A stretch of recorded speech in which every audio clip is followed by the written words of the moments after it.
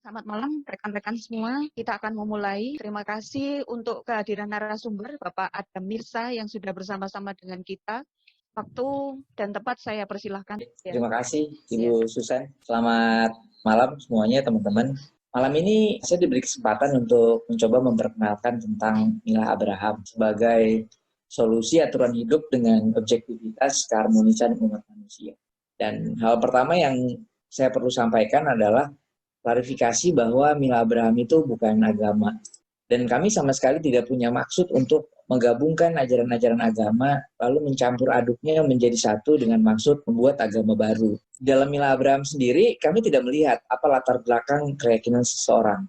Dari agama dan kepercayaan apapun, di mata kami, setiap manusia memiliki derajat yang sama. Kita wajib saling mengasihi. Kita harus mampu mencontoh Sang Pencipta dalam mengasihi ciptaan-ciptaannya. Esensi bahwa Sang Pencipta tidak pernah tebang pilih dalam memberikan oksigen kepada makhluk ciptaannya. Semua mendapatkan porsi yang sama. Begitu juga lah seharusnya cara kita memperlakukan sesama manusia. Kita harus mampu mengasihi sesama manusia seperti diri kita sendiri. Nggak boleh juga tebang pilih, apalagi dengan menjadikan perbedaan sebagai sandaran. Kami juga tidak mengkonvert agama kami menjadi Mila Abraham. Makanya kami tidak mengatur tata ritual. Kami anggap ritualisme forum internum yang sangat individual. Karena bagi kami, urusan mempersiapkan bekal untuk kehidupan eskatologis setelah kita nanti mati, biarlah menjadi urusan masing-masing. Kami tidak ingin ikut campur dalam urusan tersebut. Silakan masing-masing urus sendiri dengan keyakinannya. Concern kami, manusia harus bisa hidup dalam keseimbangan. Jangan sampai target kita mengejar impian eskatologis soal kehidupan surga setelah kita mati yang membuat kita jadi egois. Kita lupa bahwa kita ini makhluk sosial yang masih hidup di dunia. Kita butuh saling berinteraksi untuk kepentingan bersama. Dan kita juga butuh saling bersinergi dalam memecahkan segala permasalahan yang kita hadapi bersama. Karena kalau kita hidup dalam ketidakseimbangan, konsep eskatologis tadi dalam konteks fanatik yang berlebihan akan menyebab kita menjadi manusia yang selfish. Pada dasarnya kami sama sekali tidak menentang jika manusia mempersiapkan bekal hidup setelah mati atau konsep mengumpulkan pahala buat nanti masuk surga. Namun menurut kami biarlah hal itu masuk ke ranah privat. Karena konsepnya pun sebenarnya kan individual. Nah, saya masuk surga tuh nggak bisa ngajak teman saya atau saudara saya. Bahkan anak istri dan orang tua saya juga punya bebannya masing-masing. Jadi maksudnya biarlah hak yang individualis itu pada ranah yang individu saja. Dalam sebuah pemahaman yang sangat ekstrim, fanatisme ini membuat orang nekat bunuh orang lain malah. Membunuh orang dengan cara bunuh diri demi egosentris mengejar target masuk surga. Ini realita yang terjadi. Kami di Mila Abraham fokus pada kehidupan dunia. Bagaimana caranya menghadirkan surga di dunia. Sebagaimana yang diajarkan Yesus dalam kitab suci, datanglah kerajaanmu, jadikan kehendakmu di bumi seperti di surga. Caranya, manusia harus mampu berkolaborasi antar sesama dalam membangun sebuah peradaban yang damai sejahtera. Menciptakan surga di dunia bukan domain individual, makanya manusia butuh berstrategi. Bersama-sama, bahu-membahu membangun kerajaan surga, tapi di bumi. Dalam konsep membangun surga bersama di dunia, manusia nggak perlu membuat klaim hanya golongan mereka saja yang bisa masuk surga, sedangkan golongan yang lain ya dipastikan masuk neraka. Nggak perlu seperti itu. Semua bisa diajak kok, karena bumi ini sangat luas. Justru yang kita butuhkan menjalin hubungan mutualisme antar sesama manusia, menjalin perdamaian dalam merintis peradaban yang harmonis. Kami mendefinisikan Mila Abraham sebagai sebuah jalan hidup yang diajarkan oleh Abraham. Jalan hidup Abraham ini kami jadikan solusi aturan sosial dalam hidup bermasyarakat. Objektifnya, perdamaian antar umat manusia dan keseimbangan dalam pengelolaan alam. Yang menarik adalah, Mila Abraham sendiri sering mendapat labeling sinkretis, atau dianggap menggabungkan agama-agama, baik Islam, Nasrani, dan Yahudi. Makanya muncul stigma sesat dan menyesatkan.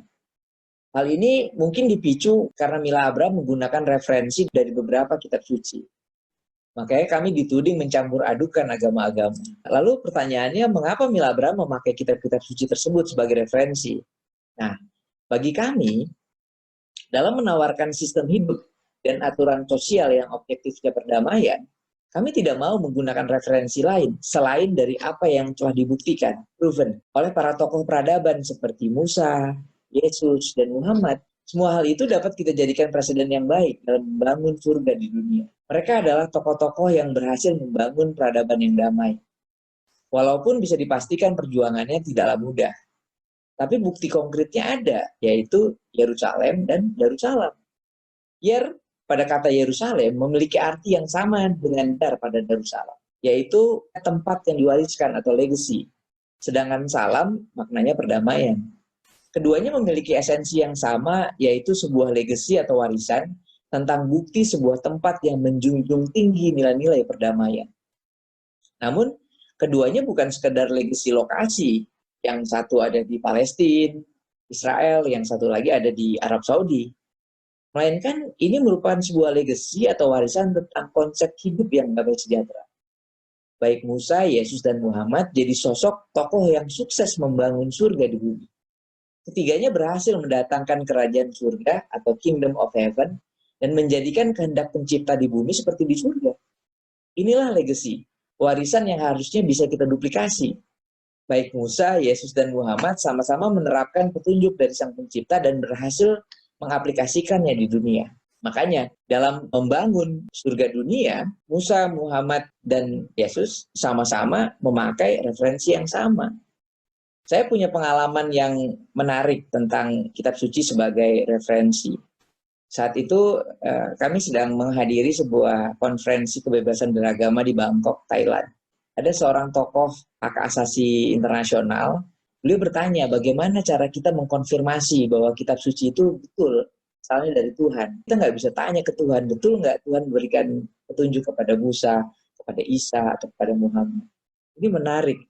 Saya coba jelaskan kepada beliau bahwa menurut saya, kadang kita sering terjebak menilai kebenaran dari petunjuk berdasarkan asal-usul petunjuk itu. Padahal mengetahui dari mana asalnya saja, petunjuk itu belum bisa terkonfirmasi kebenarannya. Kita kadang terjebak pada konteks kredibilitas.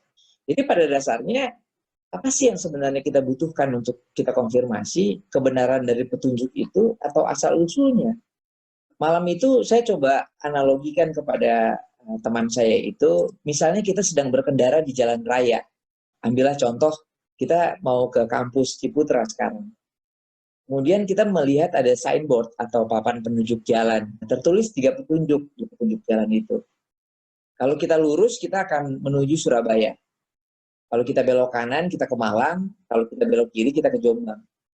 Mengetahui petunjuk tersebut yang bikin adalah Pemprov Jawa Timur, itu kan belum bisa mengkonfirmasi bahwa petunjuk itu benar. Kita perlu upaya menguji petunjuk itu secara empiris.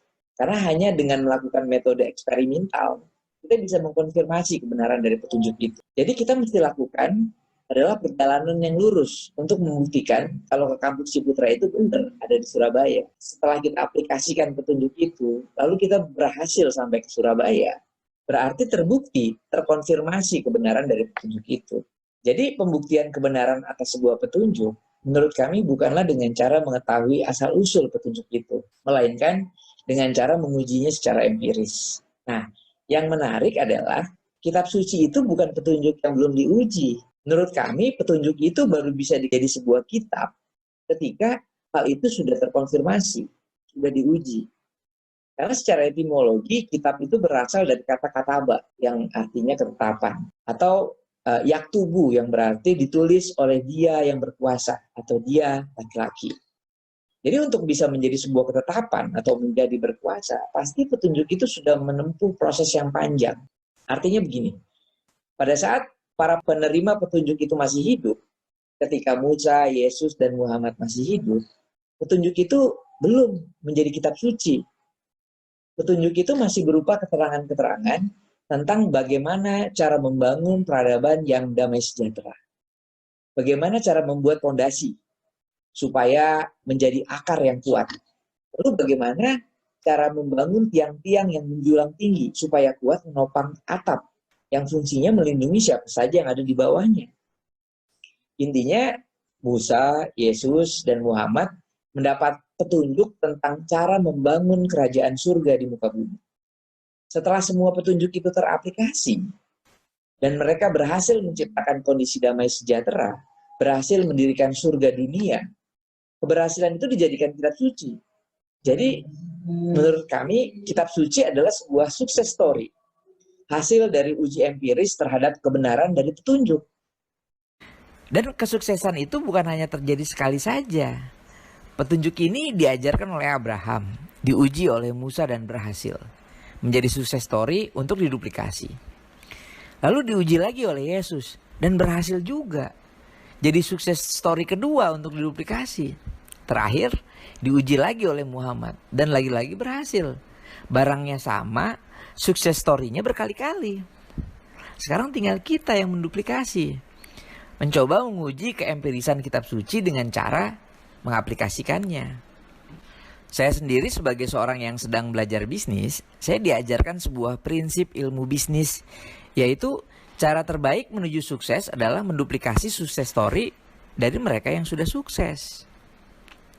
Dalam hal membangun kondisi damai sejahtera, Musa, Yesus, dan Muhammad adalah para tokoh yang terbukti sukses membangun peradaban yang ideal. Mereka berhasil menguji petunjuk dari Abraham tentang sistem aturan hidup sosial, lalu mendatangkan kerajaan surga di bumi, menjadikan kehendak Sang Pencipta di bumi seperti di surga. Saya akan mencoba menyampaikan sebuah petikan dari kitab suci, bagaimana kitab suci itu mengajarkan pedoman hidup tentang aturan sosial. Saya mengutip apa yang Muhammad ajarkan dalam kitab suci. Apakah manusia masih saja mencari aturan hidup yang lain, selain dari aturan yang telah disediakan penciptanya?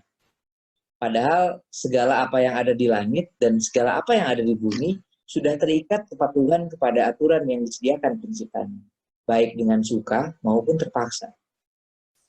Keterangan tersebut memberikan gambaran kepada kita betapa dinamisnya interaksi benda-benda langit yang berada pada sebuah sistem tata surya. Walaupun mereka memiliki garis edar yang berbeda-beda, tetapi tidak terjadi persinggungan antar sesama benda-benda angkasa. Mereka tetap bisa hidup dalam damai, karena mereka patuh terhadap aturan yang telah disediakan penciptanya. Karena benda-benda langit itu tidak memiliki kemampuan inisiatif untuk memodifikasi aturan yang telah disediakan penciptanya. Hal itulah yang harusnya kita bisa duplikasi. Konsep ketunduk patuhan benda-benda langit terhadap sistem aturan yang telah disediakan oleh Sang Pencipta bisa kita jadikan role model. Meskipun manusia memiliki kemampuan berinisiatif, harusnya kemampuan itu tidak kita gunakan untuk memodifikasi aturan yang telah disediakan pencipta kita. Itulah makna dari kata fitrah. Fitrah itu berarti original, persis seperti software. Ada software yang original, ada juga software yang modifikasi atau bajakan. Jadi kalau kita analogikan alam semesta ini sebagai sebuah hardware, ada sistem alam yang mengaturnya, yang menjadi operating sistemnya, yang diistilahkan dengan frasa software. Dalam sistem alam, operating sistemnya itu nggak bisa ngebaca software bajakan. Sedangkan dalam sistem sosial manusia, operating sistemnya itu diberi kebebasan. Tentunya dengan konsekuensi. Sama halnya ketika kita diberikan aturan bernafas. Fitrahnya, yang dihirup oleh paru-paru kita ini adalah oksigen. Tapi kalau kita mau masukkan sesuatu yang nggak fitrah, hasil dari inisiatif kita sendiri, kita modifikasi aturan itu, konsekuensinya pasti ada dampak kerusakan yang terjadi. Jadi, bagi Mila Abraham, kitab suci itu menyajikan petunjuk tentang solusi aturan hidup yang diajarkan Abraham kepada Musa, Yesus, dan Muhammad. Kemudian mereka mengedapinya, petunjuk tentang pedoman hidup yang fitrah, agar para ciptaan tunduk patuh kepada aturan murni dari yang menciptakannya, baik pada dimensi aturan alam maupun pada dimensi aturan sosial. Kemudian saya akan masuk ke pembahasan utama sekarang, yaitu apa bentuk konkret yang sudah Mila Abraham lakukan dalam berkontribusi membangun kerajaan surga di muka bumi. Jadi di dalam Mila Abraham kami diajarkan satu-satunya cara mengenal Sang Pencipta alam semesta adalah dengan cara memperhatikan sistem yang bekerja dalam ciptaannya. Serasa aneh kalau kita memisahkan ilmu Tuhan dengan ilmu pengetahuan alam. Seolah-olah kita berpendapat ilmu Tuhan itu ilmu yang kita pakai buat nanti di akhirat. Sedangkan ilmu pengetahuan alam adalah ilmu yang kita pakai di dunia. Antara ilmu Tuhan dengan ilmu pengetahuan alam terjadi kontradiksi yang sangat tinggi. Padahal alam semesta ini kan diciptakan oleh Tuhan. Sehingga sistem yang berlaku di dalam alam semesta ini adalah sistem Tuhan. Sistem Tuhan ada dalam sistem alam. Dan sistem Tuhan juga berlaku di kehidupan sosial kita. Sistem Tuhan yang berlaku di alam sifatnya memaksa, karena nggak ada pilihan. Nggak bisa berinisiatif. Sebagai contoh, planet-planet di angkasa. Mereka nggak punya pilihan lain selain mengorbit, mengelilingi matahari. Nggak ada pilihan lain. Mereka tidak bisa memprovokasi planet-planet lain untuk memutar haluan. Contoh lain ada ternak, ada kambing, ada sapi. Mereka makan rumput atau hijauan lainnya. Mereka tidak bisa berinisiatif untuk makan daging. Atau dalam tubuh kita punya bulu. Ada bulu rambut, ada bulu alis. Sama-sama bulu, tapi punya aturan tubuh yang masing-masing. Rambut bisa terus memanjang, sedangkan alis ya segitu-gitu aja. Itu beberapa contoh sifat hukum alam yang memaksa. Sedangkan pada sistem sosial, manusia diberikan kemampuan berinisiatif, mampu membuat sistem modifikasi supaya manusia bisa dapat membandingkan. Jika dia memakai sistem murni yang telah disediakan Sang Pencipta, apa dampaknya? Sedangkan jika dia memakai sistem modifikasi, apa dampaknya pula? Bagi kami, Mila Abraham, ketika manusia memilih modifikasi sistem-sistem yang telah disediakan Pencipta alam semesta, maka yang terjadi adalah ketidakseimbangan alam. Terjadi eksploitasi alam berlebih-lebihan. Jadi penting sekali mengenal karakter Sang Pencipta. Tanpa mengenal dulu karakter Sang Tuan, figur yang mau kita abdi, kita bisa terjebak dalam kondisi keliru dalam melakukan tugas-tugas pengabdian. Anggap saja kita sedang bekerja dalam sebuah perusahaan yang sama, kita punya bos yang sama, mau bekerja dengan baik, tentunya harus mampu mengenal karakter bos kan. Jika tidak, kemungkinan apa yang kita kerjakan justru bukan membuat bos senang, malah membuat bosnya marah. Misalnya, kita kenal betul watak bos kita ini bukan sosok yang suka dipuji-puji. Itu beliau adalah figur yang menuntut pekerjanya melakukan segala apa yang dia perintahkan dan menjauhi apa yang dia larang. Ketika kita salah memahami karakter si bos, dan yang kita lakukan adalah memuji-muji bos, hal ini pasti membuat si bos menjadi marah. Itulah esensi pentingnya mengenal karakter pencipta kita, supaya kita nggak salah langkah dalam melakukan pengabdian. Dalam kitab suci, Muhammad mengajarkan bahwa dalam proses penciptaan langit dan bumi, dan silih bergantinya siang dan malam, terdapat tanda-tanda bagi orang yang mau berpikir. Pedoman yang mengandung makna yang sangat amsal ini memberikan kita 4 diksi yang semantik. Yang pertama langit, kedua bumi, ada siang dan malam. Dalam pedoman tersebut tersirat makna metafora dalam frasa langit yang berada di atas dan menjadi atasan, lalu bumi yang berada di bawah atau yang menjadi bawahan, serta makna semiotik tentang konsep pergiliran, silih bergantinya kondisi langit, kadang siang, kadang langit malam. Begitupun seterusnya. Langit yang menjadi atasan kita bisa menjadi gelap karena malam. Sehingga kita yang di bumi sulit melihat. Kita bias dan merasa kita perlu memodifikasi sistem sosial. Dan langit juga bisa berubah menjadi terang ketika siang. Sehingga sinarnya menyinari kita yang ada di bumi.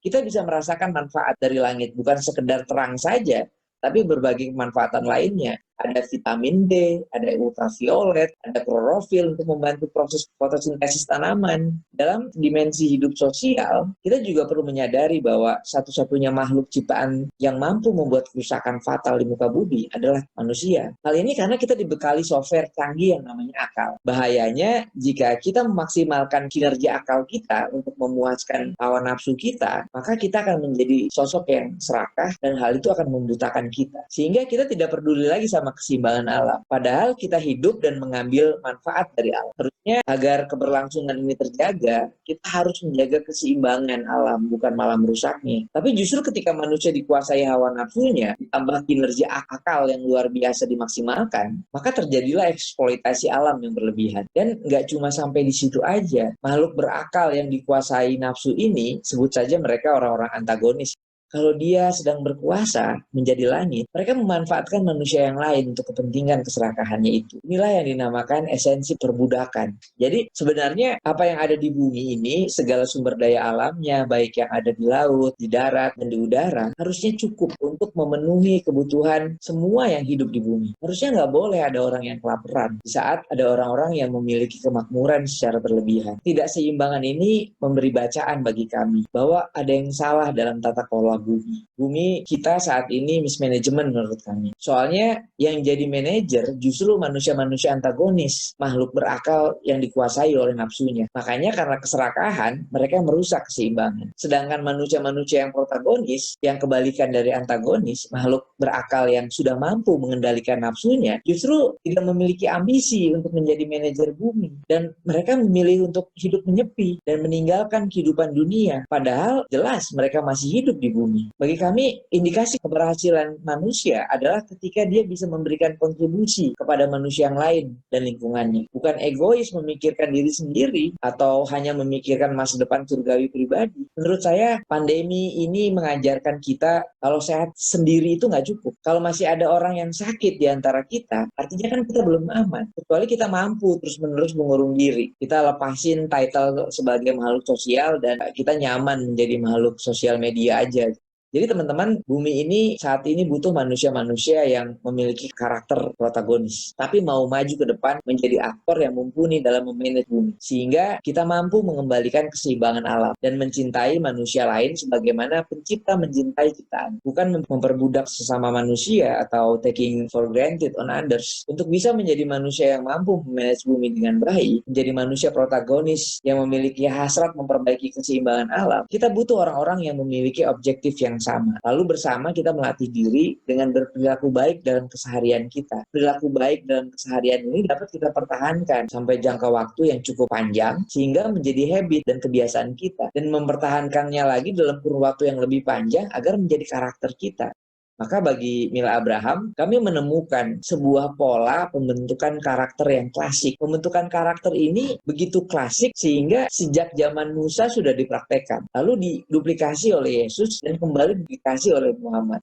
Makanya di dalam kitab Taurat diajarkan bahwa apa yang pernah ada akan ada lagi. Dan apa yang pernah dibuat akan dibuat lagi. Tidak ada sesuatu yang baru di bawah matahari. Kita mungkin merasa ini sesuatu hal yang baru. Tapi ini sudah ada dulu, lama sebelum kita ada. Konsep klasik ini menjadi metode janji yang diajarkan Musa pada Ten Commandment.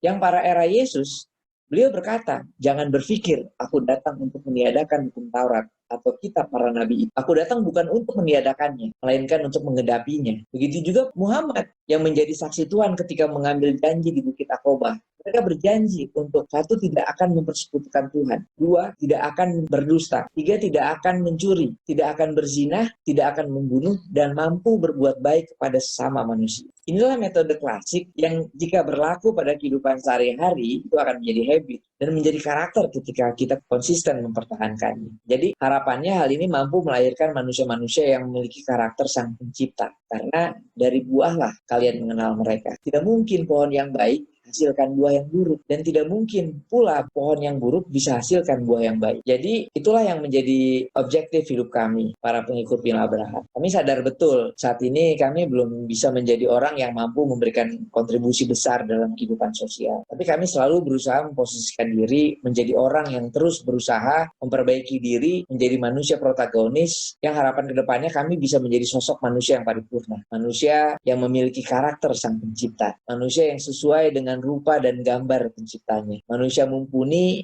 dan bisa berlaku adil menjaga keseimbangan alam. Kami diberikan kepercayaan untuk memanage bumi. Dalam rangka itulah di tahun 2015 kami ramai-ramai berangkat ke Kalimantan dalam rangka menggembleng diri kami melakukan pengorbanan dari seluruh sumber daya yang kami miliki untuk sebuah program yang di dalamnya tidak ada unsur kepentingan pribadi kami. Makanya ketika kami dipulangkan paksa oleh pemerintah, kami ikhlas. Namanya juga pengorbanan. Yang hilang itu kan hanya harta yang bisa kami cari lagi. Justru yang kami peroleh sebuah makna konkret tentang dedikasi dan integritas yang sulit bisa kami raih ketika kami masih hidup secara individual. Bahkan ketika kami dipulangkan dan kami dituduh melakukan upaya untuk melakukan makar terhadap negara, kami pun menerimanya dengan lapang dada. Karena sebagaimana diajarkan Yesus dalam kitab suci, setiap pemerintahan yang ada di atas kita, kita wajib untuk menaatinya. Karena tidak ada pemerintah yang tidak berasal dari Tuhan. Makanya jika kita menentang pemerintah, artinya kita menentang ketetapan Tuhan. Dan barang siapa menentang pemerintah, pasti dia akan mendapat hukuman. Terima kasih, demikian materi perkenalan yang bisa saya sampaikan.